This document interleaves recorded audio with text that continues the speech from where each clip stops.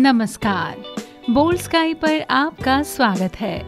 योगासन की 12वीं क्लास में आज के दिन की जिस योगासन से शुरुआत होगी वो है अर्ध मत्स्येंद्र आसन।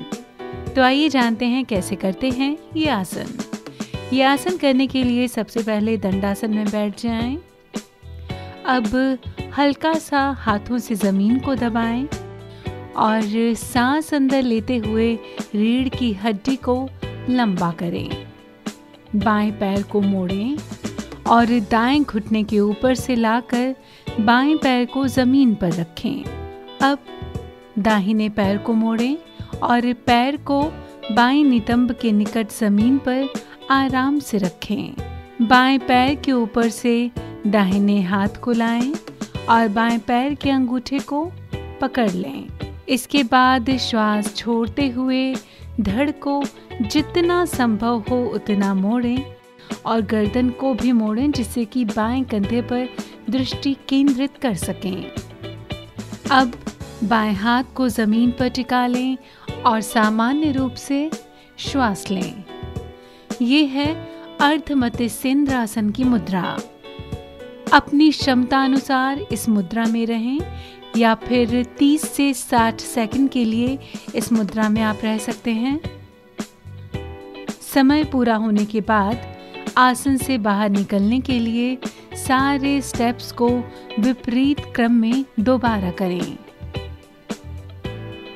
अब यही सारे स्टेप्स फिर से दूसरी तरफ भी दोहराएं। तो ये था अर्ध मत्स्येंद्र आसन। आइए जानते हैं यह आसन करने से हमें किस किस तरह के लाभ होते हैं।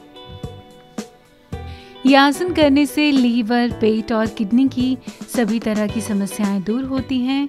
रीढ़ की हड्डी मजबूत और लचीली होती है।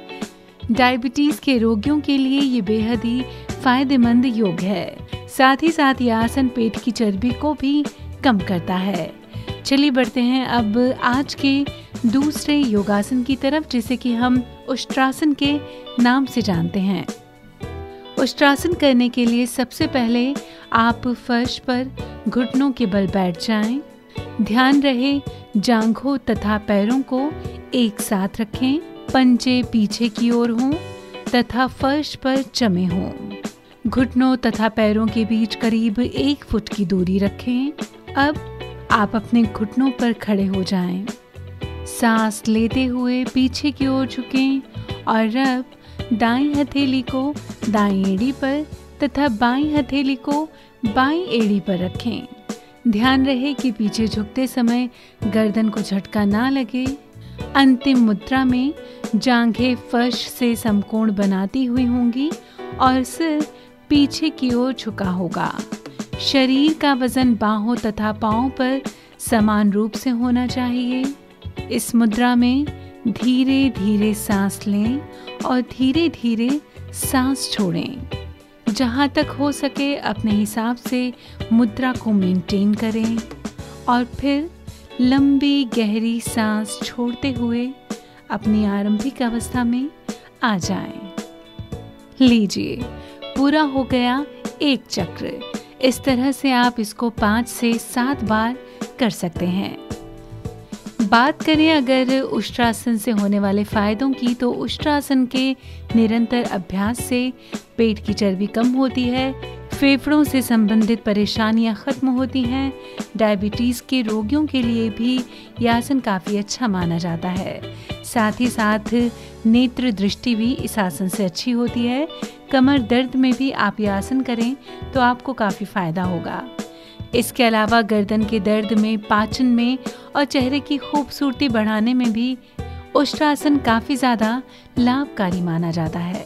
आइए बढ़ते हैं अब आज के तीसरे आसन की तरफ, जिसे कि हम ताड़ासन के नाम से जानते हैं। ताड़ासन करने के लिए सबसे पहले आप खड़े हो जाएं और अपनी कमर एवं गर्दन को सीधा रखें। अब आप अपने हाथ को सिर के ऊपर करें और सांस लेते हुए धीरे धीरे पूरे शरीर को खींचें। इस खिंचाव को पैर की उंगली से लेकर हाथ की उंगलियों तक महसूस करें। इस अवस्था को कुछ वक्त के लिए बनाए रखें और सांस लें, सांस छोड़ें। फिर सांस छोड़ते हुए धीरे धीरे अपने हाथ एवं शरीर को पहली अवस्था में लेकर आएं। इस तरह से एक चक्र पूरा हुआ। इस तरह कम से कम 3 से 4 बार अभ्यास जरूर करें। आइए जानते हैं ताड़ासन से हमारे शरीर को किस किस तरह के फायदे होते हैं।